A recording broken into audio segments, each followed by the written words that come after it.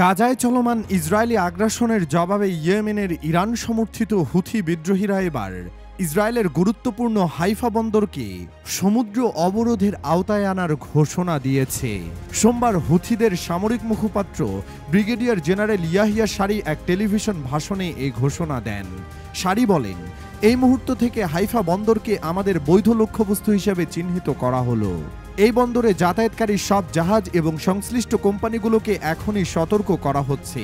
তিনি আরও জানান, হুথিদের এই পদক্ষেপ গাজার নিরীহ ফিলিস্তিনি জনগণের প্রতি সংহতির অংশ হিসেবেই নেওয়া হয়েছে। হুথি গোষ্ঠী এর আগেও ইসরায়েলের বেন গুরিয়ন আন্তর্জাতিক বিমানবন্দর এবং অন্যান্য স্থানে ক্ষেপণাস্ত্র ও ড্রোন হামলা চালানোর দাবি করেছে।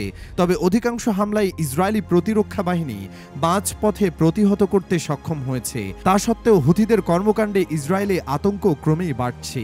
এদিকে যুক্তরাষ্ট্রের বিরুদ্ধে চালানো হামলা আপাতত স্থগিত রেখেছে হুথিরা। তবে ওয়াশিংটন ও তেহরানের মধ্যে টানাপোড়েন চলমান থাকায় এই সিদ্ধান্ত যে দীর্ঘস্থায়ী হবে তা বলা যাচ্ছে না। উল্লেখ্য, চলতি বছরের 15 মার্চ থেকে যুক্তরাষ্ট্র ইয়েমেনে বড় ধরনের সামরিক অভিযান শুরু করে। প্রেসিডেন্ট ডোনাল্ড ট্রাম্প দ্বিতীয় মেয়াদে ক্ষমতায় ফেরার পর এটাই পশ্চিম এশিয়ার সবচেয়ে বড় মার্কিন সামরিক তৎপরতা হিসেবে বিবেচিত হচ্ছে। এই অভিযানে যুক্তরাষ্ট্র 1000-এর বেশি বিমান ও নৌ হামলা চালিয়েছে ইয়েমেনের বিভিন্ন অঞ্চলে। বিশ্লেষকদের মতে এই অভিযানে যুক্তরাষ্ট্রের ব্যয় ছাড়িয়ে গেছে $100 কোটি। হামলায় ব্যবহৃত হয়েছে হাজার হাজার বোমা ও ক্ষেপণাস্ত্র।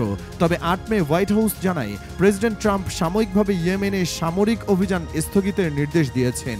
এই পরিস্থিতিতে হুথিদের হাইফা বন্দরকে টার্গেট করার ঘোষণা ইসরায়েল, যুক্তরাষ্ট্র এবং সামরিকভাবে মধ্যপ্রাচ্য সংকটকে আরও জটিল করে তুলতে পারে বলে মনে করছেন আন্তর্জাতিক বিশ্লেষকরা।